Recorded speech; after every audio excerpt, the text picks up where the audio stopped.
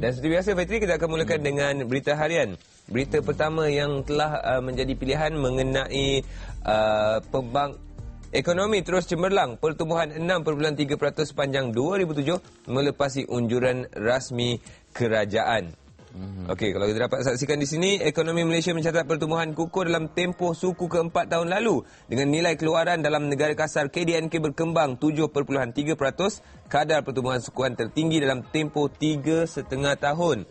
Serentak itu, ekonomi negara berkembang 6.3% sepanjang tahun lalu selepas tumbuh 5.5% pada suku pertama, 5.8% suku kedua dan 6.7% suku ketiga. Kita lihat fakta nombor di sebelah kiri. Ratusan pertumbuhan KDNK 2007, 5.5 suku pertama, suku kedua 5.8, suku ketiga 6.7, suku keempat 7.3 dan sepanjang tahun 2007 6.3%. Okey. Seterusnya keputusan pertama jam 8.35 malam, di mana keputusan pilihan raya yang pertama 8 Mac ini akan diketahui selewat-lewatnya jam 8.30 malam, manakala kerajaan baru dijangka dapat dibentuk seawalnya jam 10.50 malam. Dan Setiausaha Suruhanjaya Pilihan Raya SPR Datuk Kamal Zaman Muhammad Nur berkata, keputusan itu atau keputusan pilihan raya umum kali ini dapat dipercepatkan kerana proses penggiraan semula undi dilakukan di pusat mengundi, bukan lagi di pusat penjumlahan undi. Lagipun jumlah pengundi bagi setiap saluran tidak melebihi 700 orang mampu mempercepatkan dan melicin proses pengundian undi pada pilihan raya kali ini. Tidak perlu lagi di pusat penjumlahan undi ya. Jadi seawal jam 8.35 malam kita dapat ketahui keputusan yang pertama. Ya, okey. Seterusnya mengenai prospek ekonomi positif. Tapi sebelum itu, ini dia peruntukan besar subsidi untuk keselesaan rakyat. Janji ditabur pembangkang hanya beban buat negara, menurut kata Datuk Seri Abdullah Haji Ahmad Badawi. Kerajaan tidak pernah berbohong mengenai peruntukan besar dibelanjakan bagi menampung bantuan subsidi dan menyerap kenaikan harga barang untuk meringankan beban rakyat. Beliau berkata, walaupun menghadapi kesukaran kerana kerajaan terpaksa memperuntukkan wang yang besar untuk tujuan itu, kerajaan tetap berusaha mengekalkan subsidi kerana tidak mahu menyusahkan rakyat. Menurut kata Perdana Menteri kita nak bagi tahu semua bahawa angka kenaikan harga minyak itu adalah benar dan tak boleh dipalsukan kerana Malaysia akan berdepan dengan kritikan antarabangsa sekiranya berbuat demikian. Itu dia penjelasan daripada Perdana Menteri kita sendiri. Ya. Dan ini berikutnya, BN bukti dalam sepenggal majukan Kelantan, kata Datuk Seri Najib. Rakyat boleh nilai kepoyaan atau pilih parti lain jika mengecewakan. Bina Barisan Nasional BN hanya memerlukan tempoh sepenggal mandat mulai pilihan raya umum 8 Mac ini bagi membuktikan keupayaan membawa perubahan besar kepada seluruh rakyat Kelantan, kata Datuk Seri Najib Tun Razak. Dan timbalan Perdana Menteri berkata, selepas tempoh itu, rakyat Kelantan boleh menilai keupayaan BN memenuhi semua janji atau memilih parti lain jika BN mengecewakan mereka. Jadi selepas 18 tahun yang berlalu, kalau sekali lagi mereka, pengundi Kelantan, menyambung rayuan kerajaan PAS, mereka hanya memilih keadaan yang sama. Itulah ini bukan kehendak pengundi di Kelantan. Ya. Dan berikutnya, kita nak kongsikan bersama dengan anda. Perhatikan kepada tweet-tweet di sini. Saya bacakan manifesto Barisan Nasional. Selamat, aman dan juga makmur, jaminan masa depan rakyat. Ya. Kalau manifesto pembangkang? Manifesto pembangkang pula ditulisnya di sini, negara berkebajikan. Demo. Malaysia 2000 berapa pun tidak dinyatakan, dua tanda soal itu, masa depan belum terjamin. Ya. Okey, seterusnya daripada berita harian kita beralih ke NST. Okey, diberikan tajuk utama, Do the Maths. Barisan Nasional has never lied about the subsidies, says Abdullah. Di mana the government spends 43.4 billion on subsidies despite constraints. Laporan lanjut ada perhatikan sama dengan paparan di berita harian. Dan berikutnya, pernah dengar tentang Bandar Cowboy? Bandar Cowboy? Ya. Rantau panjang sila Cowboy Town after 25 years. Dan a huge pass banner at the roundabout just after the famous Salur Bridge carries a smiling picture of Rantau Panjang MP Abdul Fattah Harun with a simple quote. Abita? Look, it's Brother Fattah. Ya, itu yang sedikit warna-warni yang berlaku di Rantau Panjang yang disifatkan masih lagi Bandar Cowboy selepas 25 tahun. Okey, jadi pastinya serenjang dengan kata pada tindakan Perdana Menteri tadi, BN mahukan perubahan dan berikan tempoh sepenggal untuk buktikan kemajuan di Kelantan. Okey, terusnya Yang ni agak mengelirukan lah. It, not tick here. Okay, it's just not the politicians who are all heated by up the election fever. Traders are also riding on the election bandwagon, as this picture taken in Kuching shows. Many bunting like the one in the picture line the Tabon Street in Kuching to attract new customers. This bunting were put up by a local fast food chain over the last few weeks before an actual campaign period began. Oh, jadi kalau kita ada perhatikan, sekarang ni musim mengundi. Betul. Kalau orang jemput perkahwinan pada 8 Mac, tak boleh datang sebab mengundi. Betul. Ikhlas kata. Tapi kita harapkan ikhlas sebab proses ataupun warna ataupun trademark pangkah ni memenuhi pelbagai ruangan. Kira dah macam satu kreativiti lah yang digunakan oleh rakyat Malaysia sekarang. Bila kita tengok macam orang tu jual burger pun pilih burger daging. Rasa macam betul lah. Ada tarikan. Ada tarikan kat situ. Selain proses untuk mengundi parti dan juga proses untuk mengundi bintang pemilih dalam ABP.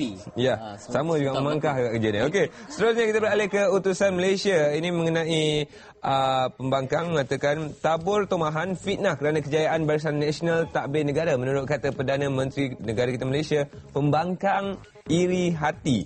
Datuk Seri Abdullah Ahmad Badawi berkata pembangkang menabur fitnah dan membuat tomahan terhadap Barisan Nasional kerana merasa iri hati terhadap kejayaan parti itu mentadbir negara yang mendapat sokongan padu masyarakat pelbagai kaum. Perdana Menteri berkata pelbagai cerita dibuat oleh pembangkang supaya BN bergaduh dan menjadi lemah sehingga memudahkan mereka iaitu pembangkang mendapat keuntungan daripada keadaan yang kelam kabut. Mereka nak pecah belahkan Barisan Nasional kerana iri hati kejayaan kita memerintah negara. Hindrah pun kata jangan sokong UMNO. Ini semua taktik supaya keadaan menjadi kelam kabut. BN lemah dan mereka akan mendapat kejayaan. Menurut kata Perdana Menteri kita. Berikutnya masih lagi bercerita mengenai isu yang sama. Pembangkang hilang sopan. Perdana Menteri Datuk Seri Abdullah Ahmad Badawi menyifatkan pembangkang begitu terdesak sehingga sanggup bertindak bertentangan dengan undang-undang semata-mata untuk memenangi pilihan raya kali ini. Menurut beliau, tindakan tersebut langsung tidak menunjukkan ciri-ciri kesopanan rakyat negara ini kerana sanggup menggunakan apa sahaja cara untuk mencapai keamanan. Betul. Kita beralih seterusnya. PAS keluar fatwa benarkan calon mengumpat. Presiden PAS Datuk Seri Abdul Hadi Awang, gambarnya di situ, mengeluarkan fatwa terbarunya sempena pilihan raya umum ke-12 dengan membenarkan semua calon PAS yang bertanding mengumpat, membuat tuduhan serta mendedahkan keburukan lawan masing-masing. Beliau berkata Islam membenarkan tindakan tersebut kerana urusan pemilih pemimpin bukan satu perkara yang amat besar selain menepati sistem demokrasi moden. Laporan lanjut di halaman 2. Dan berikutnya, terperhatikan rakyat Permatang Pauh bosan sandiwara PKR. Ketua Pergerakan Pemuda UMNO, Datuk Seri Hishamuddin Tun Hussein yakin pengundi di Parlimen Penatang Pauh sudah bosan dengan sandiwara dan tipu daya Parti Keadilan Rakyat PKR yang hanya memperjuangkan cita-cita peribadi pemimpinnya Datuk Seri Anwar Ibrahim. Beliau berkata kenyataan Presiden PKR Datin Seri Dr. Wan Azizah Wan Ismail untuk meletak jawatan jika menang untuk memberi laluan kepada suaminya menunjukkan parti itu tidak bertanggungjawab terhadap para pengundinya. Okey. Dan lepas itu juga ada banyak bikisan-bikisan yang akan kami berikan kepada anda dan memandangkan kita akan menghadapi pilihan raya tidak lama lagi. Bingkisan yang pertama untuk pagi ini kita saksikan bagaimana aktiviti Datuk Seri Shahrizad. Kita saksikan. Ketua Wanita UMNO Wilayah Persekutuan Datuk Seri Shahrizad Jalil yang juga Menteri Pembangunan Wanita, Keluarga dan Masyarakat mempertahankan kerusi Parlimen Lembah Pantai yang disandangnya sejak 1995. Setiap hari Datuk Seri Shahrizad akan berjalan di sekitar kawasannya menemui pengundi dan masyarakat sekitar yang dianggap seperti keluarga sendiri. Beliau sentiasa mendekati golongan miskin walaupun ketika bukan musim pilihan raya.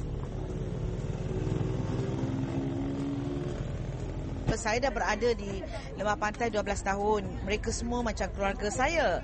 Jadi perjuangan saya adalah untuk keluarga besar saya di Lembah Pantai dan di negara kita. Dan sebab tu saya tak ada apa strategi spesifik masa kempen sebab saya memang ada di sini 24 jam 12 tahun dah. Jadi saya rasa gembira kerana alhamdulillah apa yang dijanjikan oleh Barisan Nasional terutama untuk memberi perumahan kepada mereka-mereka yang memerlukan terutama golongan yang berpendapatan rendah sudah menjadi kenyataan. boleh kata 99% daripada pemindahan telah pun dijalankan, adalah lebih kurang 1-2% lagi. Itu pun kita sedang tunggu nak ubah mereka dalam 2-3 bulan ni, dan ada beberapa keluarga lagi mereka tak mau pindah sebab-sebab tertentu, tapi dah semuanya dah beres.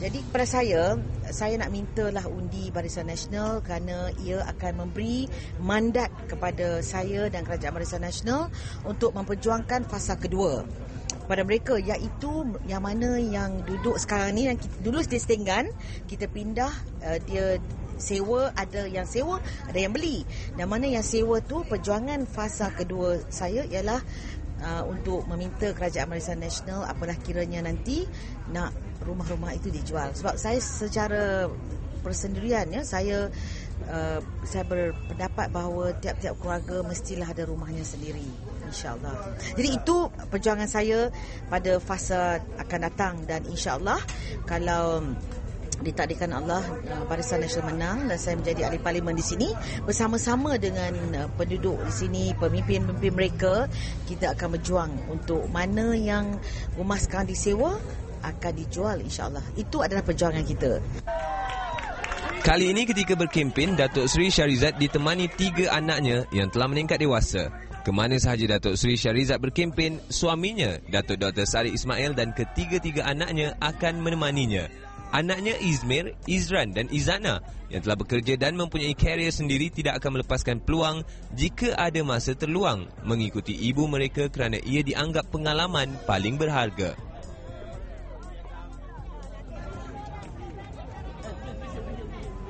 So, saya ikut dia seronok, saya pun seronok, dan saya tengok orang pun ada support dengan dia. So saya rasa ni mungkin sebab dia memang suka buat kerja dia, orang pun tahu. So saya sebagai anak, saya support dia, kita orang tiga-tiga support dia. Dan abang tanya perasaan saya, memang saya seronok lah ikut dia, jumpa orang semua. Kali ni memang lain lah, sebab dulu bila saya datang tu umur 15 tahun, lepas tu sebelum tu umur 11 tahun. Jadi memang lain lah bila cakap pun, bila orang cerita pasal isu-isu semua, apa yang bagus, apa yang kurang, semua pemahaman dia lain sikit lah. Jadi lepas tu sekarang pun kita faham isu-isu dan kira aura negara kan. Jadi kalau nak banding tu memang lain lah. Memang exciting. Masa sekarang memang tak adalah sangat, because Izana pun masih muda lagi. Mak selalu kata kalau apa-apa pun for now, no, jangan masuk politik, sebab sebelum anybody atau sesiapa nak masuk politik memang kena you must see the world, must kerja dulu, ada family, tengok macam mana, kena memahami diri sendiri, your kekuatan, your weakness semua, baru boleh masuk politik. Sebab once you're in politik, your kehidupan memang dah jadi milik orang ramai. Datuk Seri Shahrizad lulusan Sarjana Muda Undang-Undang Universiti Malaya, terkenal sebagai ahli politik berpengalaman dan pernah aktif dalam dunia korporat lebih 17 tahun. Usaha beliau mentransformasikan lembah pantai menjadi bandar satelit berjaya metropolitan adalah agenda utamanya.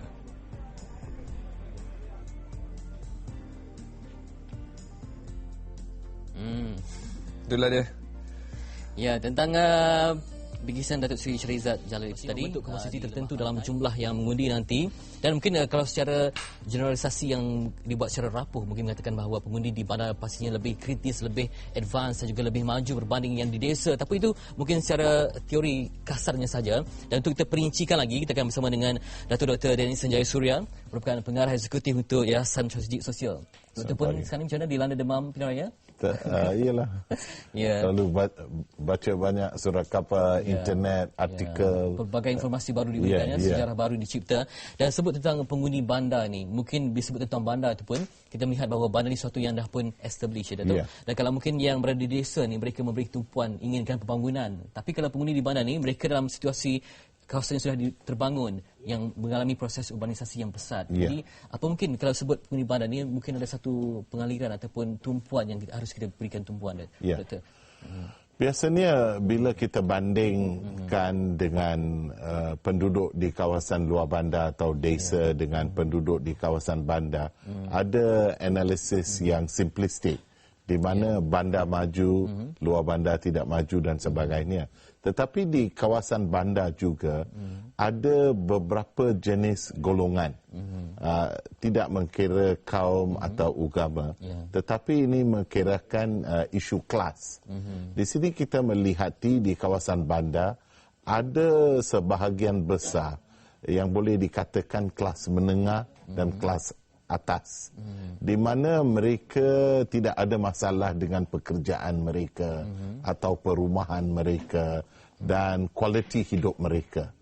Untuk golongan seperti ini, isu-isu seperti demokrasi, isu seperti transparansi dan sebagainya menjadi tumpuan isu politik. Tetapi di kawasan bandar juga ada golongan yang berpendapatan rendah. Mereka berduduk di kawasan flat ataupun kawasan setingan, sudah kuranglah setakat ini, ataupun di kawasan-kawasan rumah panjang. Untuk mereka masih lagi isu tentang perumahan, pekerjaan mereka, pelaisenan mereka untuk membuat perniagaan dan sebagainya. So golongan kedua-dua ini di kawasan bandar berbeza dan boleh dikatakanlah orang atasan ataupun golongan kebawahan 30% miskin bandar dan sebagainya, ada golongan ramai yang tidak berpuas hati. Ini menjadikan satu isu di mana pembangkang menggunakan tidak kepuashatian ini untuk menjadi isu politik pada masa pilihan raya. Datuk, walaupun tinggal di bandar tetapi kadang-kadang fikiran mereka tidak bandar, tidak urban. Jadi apakah ini satu yang harus diberikan tumpuan oleh calon yang bertanding untuk memancing undi? Boleh.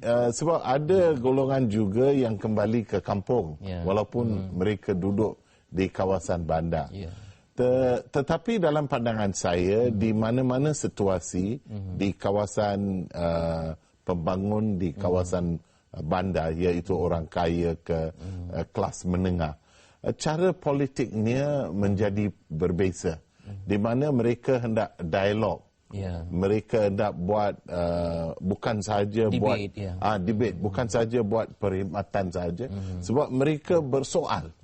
Dan bila rakyat mensoal kelas menengah dan keatasan, maka calon-calon ini mesti memberi satu jawapan yang lebih jelas dari bila kita membaca manifesto Barisan Nasional, kita mendapati ada pembangunan yang boleh dikatakan komprehensif dan juga sistematik. Bila kita melihat pembangunan melalui beberapa rancangan kerajaan dan juga pembangunan yang holistik. Pembangunan insan, pembangunan infrastruktur, pembangunan investment di kawasan-kawasan bandar, maka penduduk pengundi di kawasan bandar mesti berfikir tentang secara holistik. Bukan sahaja satu isu atau dua isu. Tetapi secara pakejnya, kita mengambil kira bahawa mereka ini seorang yang profesional, yang terlibat dengan pelbagai sektor yang hebat. Dan kalau kita menyebut tentang bandar ini kalau di sepanjang Malaysia banyak kawasan dan tumpuan mungkin diberikan kepada Lembah Kelang ataupun Ipoh, Pulau Pinang, Datuk? Dari pandangan saya boleh dikatakan kohort yang menjadi kursi-kursi panas ini biasanya di Kuala Lumpur, di mana ada kawasan-kawasan tradisional pembangkang, di mana BN akan cuba melalui calon mereka merampas kerusi. Dan juga pembangkangnya akan memilih beberapa kerusi di Kuala Lumpur. Saya dalam bacaan saya boleh dapat ada 6 kerusi di KL, di mana Kepung, Batu, Segambut, Bukit Bintang, Seputih, Ceras dan sebagainya. Di mana ada golongan lebih majoriti dari kaum Cina, ataupun di situasi di mana kawasan bandar-bandar ini selalunya tradisional mengundi pembangkang. Di Selangor kita boleh dapati kerusi-kerusi seperti Puchong di mana anak Karpal Singh akan bertanding, atau Kelana Jaya, PJ Selatan, PJ Utara, Subang, Kapa, Kelang, Kota Raja dan sebagainya, di mana ada calon BN, MCA ke, Gerakan ke, MIC ke, dan pembangkang kali ini biasanya straight fight, one to one, dengan DAP atau keadilan, ataupun ada tempat juga seperti Shah Alam saya ingat, di mana PAS pun bertanding. Bukan saja tempat Lembah Kelang, kita boleh lihati di Perak juga, sebab tokoh DAP ini ada Lim Kit Siang. Beliau masih lagi di Perak, dan kita boleh dapati tempat-tempat seperti Batu Gajah, Ipoh Barat, Ipoh Timur, Bruas, dan juga tempat seperti Taiping ataupun Teluk Intan, di mana akan ada banyak pertandingan lah, di mana calon-calon ni akan kuat kerja. Ada lagi 1 minggu lagi untuk pilihan raya, dan juga di kawasan Penang, Pulau Pinang. Di Pulau Pinang kita sudah melihati Permatang Pau, masih lagi adalah kerusi yang PKR. Panas, PKR, dengan Dr. Wan Aziza. So tempat seperti ini dan juga tempat-tempat lain seperti Bagan, Bukit Mertajam, Batu Kawan, Bukit Bendera, Tanjung, Jelutong, Bukit Gelugo. Di sini di Batu Kawan kita lihati Tan Sri Ko Sukun pertama kali sekarang selepas dia akan masuk kerusi parlimen, dan pembangkangnya adalah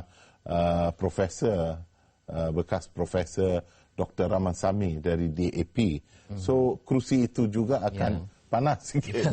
Jadi dengan kita melihat bahawa mungkin tradisionalnya mereka mengundi untuk pembangkang pengundi bandar ini yang pastinya sukar untuk ditawan. Jadi dengan gerakan yang dilancarkan oleh BN, dengan konsistensi telah boleh buktikan dalam pembangunan, dengan manifesto, dengan meletakkan calon yang mungkin idealistik, lebih praktikal di kawasan berkenaan, apakah mungkin peluangnya semakin tebal untuk menawan kawasan-kawasan panas ni?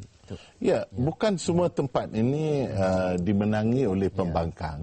Sebab bila kita melihat pilihan raya dulu, Parti Keadilan memenang 1 kerusi sahaja, tetapi DAP ada dekat 12. Maka dengan sentimen yang diadakan di beberapa tempat bandar, maka pembangkang ingin mereka boleh dapat lebih kerusi. Tetapi fikiran ramai analisis adalah melalui track record kerajaan, parti BN, melalui juga manifesto yang telah diedarkan baru-baru ini, maka bukan senang untuk pembangkang dari mana mereka berfikir mereka boleh dapat 2/3 majority, di mana mereka sekarang berbincang seperti itu. Mungkin mereka tidak boleh kurangkan, tetapi di beberapa kerusi ada banyak cabaran untuk BN juga. Maka dalam tempoh 1 minggu lagi, fikiran saya adalah calon-calon BN mesti turun padang lagi, memberi dengan jelas lagi isu-isu yang diwujudkan oleh pembangkang. Sebab pembangkang ini sekarang berkata mereka akan biar BN jadi kerajaan, tidak ada masalah. Dia nak sedikit lagi kerusi saja supaya suara mereka kuat. So di sini mungkin ada beberapa pengundi yang berfikir, apa salahnya? Tetapi mereka tidak berfikir bahawa dalam kawasan pilihan raya mereka ataupun di kerusi negeri, maka akan menjadikan lemah parti-parti komponen BN dalam satu kongsi kuasa di kabinet.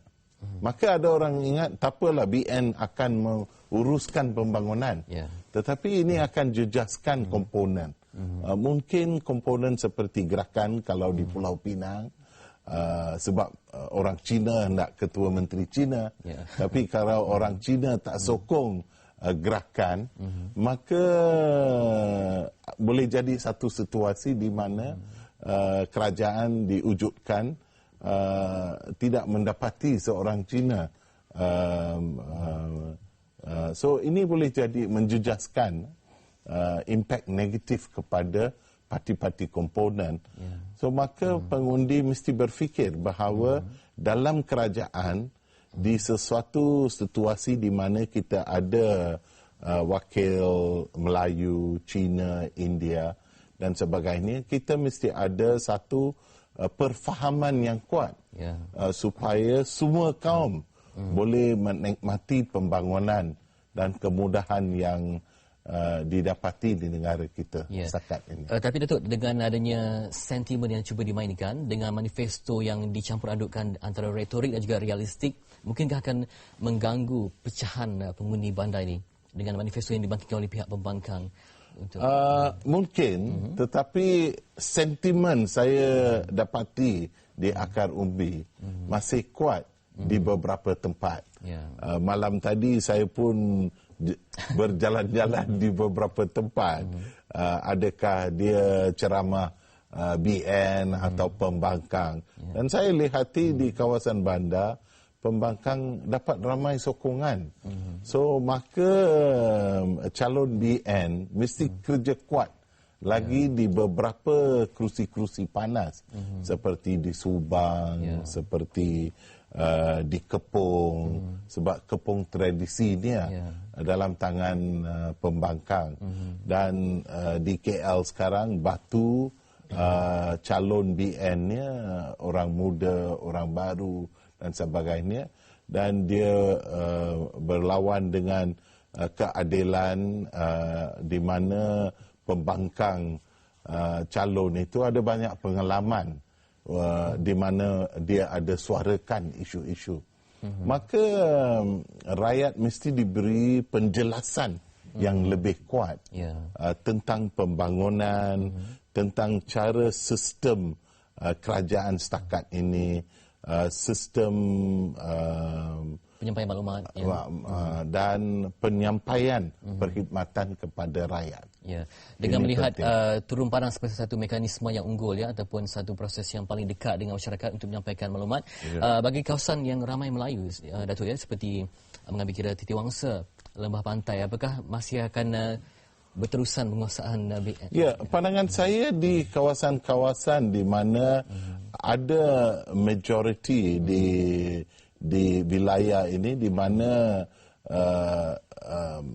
majoritinya atau lebih kuat pengundi dari kaum Melayu, setakat ini tidak ada cabaran yang besar.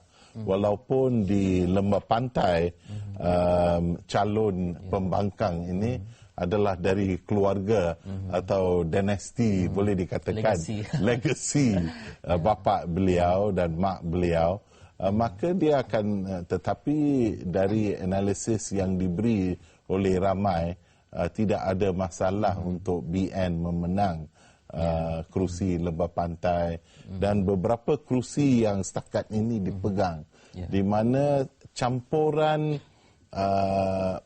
kaum-kaum ini lebih mix constituency.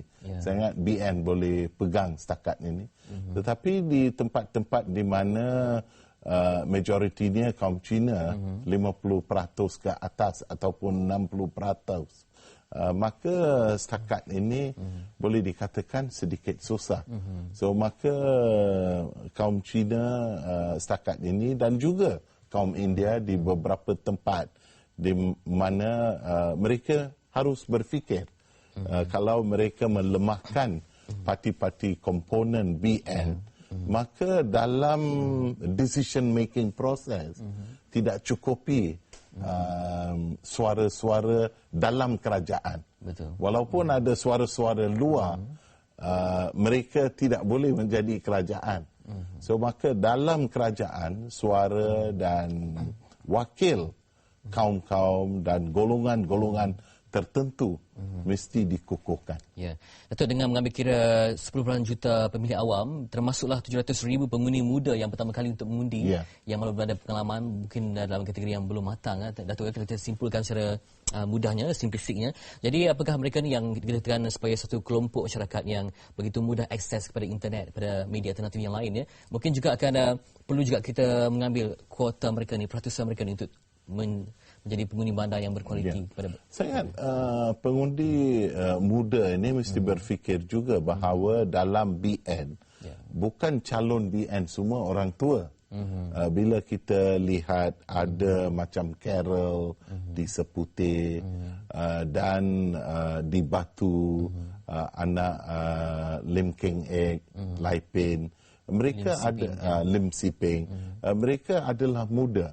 So maka BN juga mengambil kira calon-calon yang muda, termasuk di UMNO, termasuk di MCA, termasuk di Gerakan, di MIC dan sebagainya. Semua parti-parti setakat ini memberi kepentingan kepada calon muda. Maka parti-parti ini juga mengambil kira fikiran remaja dan sebagainya. Apa yang selalu remaja ditarikkan adalah perkara-perkara boleh dikatakan nak lawan dengan kerajaan atau fikiran pembangkang. Sebab bila kita muda, kita nak rebel sedikit. So maka remaja mesti berfikir untuk masa panjang.